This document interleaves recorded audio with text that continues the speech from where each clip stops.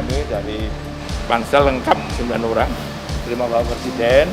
Dan Bapak Presiden pada saya memberikan apresiasi kepada seluruh anggota Pansel yang sudah bekerja kurang lebih 1 bulan penuh untuk bisa menghasilkan 14 calon anggota Badan Pelaksana dan 10 orang calon anggota Dewan Pengawas di PKH periode 2022 dan 2027. Dan pada waktu dekat Bapak Presiden akan menyampaikan terutama anggota Dewan Pengawas ke DPR untuk dilakukan fit and proper, terutama di Komisi 8 DPR RI. Saya kira itu. Tadi beliau juga menanyakan prosesnya, mulai dari pendaftaran, seleksi administrasi, sampai ke ujian tulis makalah, sampai ke psikotes, sampai pemeriksaan kesehatan, baik jasmani maupun rohani, sampai terakhir wawancara.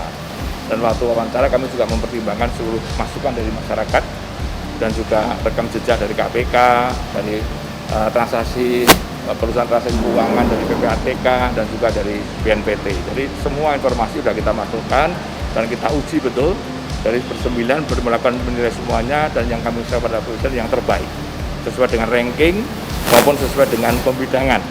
Kan tadi Presiden juga memberikan apresiasi ada pembidangan, terutama bidang investasi, misalnya kesehatan luar negeri, pengelolaan keuangan, penempatan dana, dan seterusnya, sampai yang terakhir adalah bidang hukum dan kepatuhan.